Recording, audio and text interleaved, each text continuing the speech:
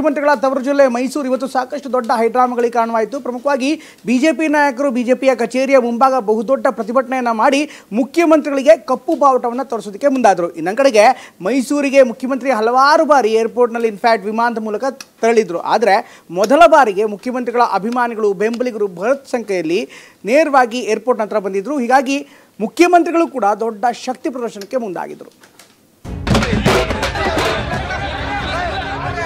ಖಂಡಿತವಾಗಿ ಅವರು ರಾಜೀನಾಮೆಯನ್ನು ಕೊಡಬೇಕಾಗುತ್ತೆ.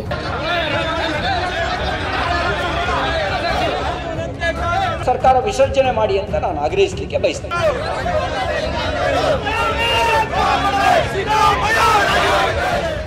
ಪರ ವಿರೋಧ ಪ್ರತಿಭಟನೆ ಹೈಡ್ರಾಮಾ. ಸಿಎಂ ಸಿದ್ದರಾಮಯ್ಯ ತವರು ಜಿಲ್ಲೆಯಲ್ಲಿ ಇವತ್ತು ಅಕ್ಷರಶಃ ದೊಡ್ಡ ಹಂಗಾಮವೇ ನಡೆದೋಗಿದೆ.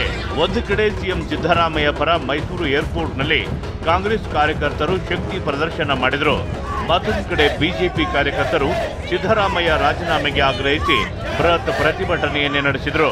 ಮೂಡ ಹಗರಣದಲ್ಲಿ ಸಿದ್ದರಾಮಯ್ಯ ಸಂಕಷ್ಟಕ್ಕೆ ಸಿಲುಕಿರೋ ಹೊತ್ತಿನಲ್ಲೇ ಮೈಸೂರಿನಲ್ಲಿದ್ದು ದೊಡ್ಡ ಹಂಗಾಮವೇ ನಡೆದು ಹೋಗಿದೆ.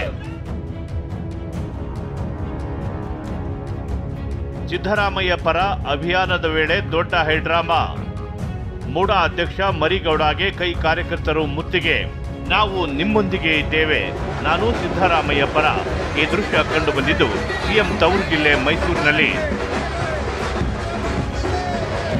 ಸಿಎಂ ಆಗಮನಕ್ಕೂ ಮುನ್ನವೇ ಮೈಸೂರು ಏರ್ಪೋರ್ಟ್ನಲ್ಲಿ ಕಾಂಗ್ರೆಸ್ ಕಾರ್ಯಕರ್ತರು ದೊಡ್ಡ ಅಭಿಯಾನವನ್ನೇ ನಡೆಸಿದರು.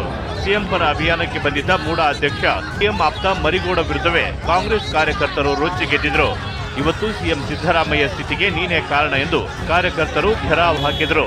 ಆಕ್ರೋಶ ಹೆಚ್ಚಾಗುತ್ತಿದ್ದಂತೆ ಮೂಡ ಅಧ್ಯಕ್ಷ ಮರಿಗೌಡ ಸ್ಥಳದಿಂದ ಕಾಲ್ಕಿತ್ತಿದ್ರು.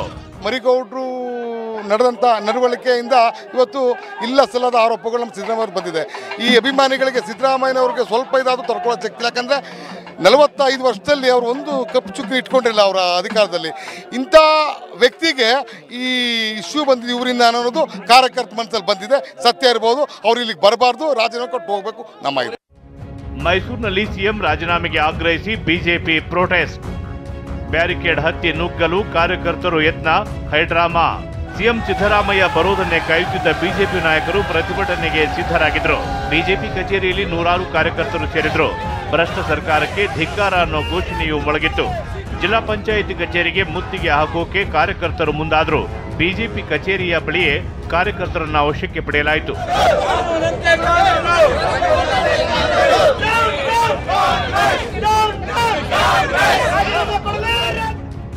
14 ಸೈಟು ನುಂಗಿದರಣ್ಣ ಸಿದ್ದರಾಮಣ್ಣ ಎಂದು ಶ್ರೀವತ್ಸ ಹಾಡು. ಇನ್ನು ಬಿಜೆಪಿಯ ಪ್ರತಿಭಟನೆಯಲ್ಲಿ ಸಿದ್ದರಾಮಯ್ಯ ವಿರುದ್ಧ ಬಿಜೆಪಿ ಶಾಸಕ ಶ್ರೀವತ್ಸ ಪದ ಕಟ್ಟಿ ವ್ಯಂಗ್ಯವಾಗಿ ಹಾಡಿದರು.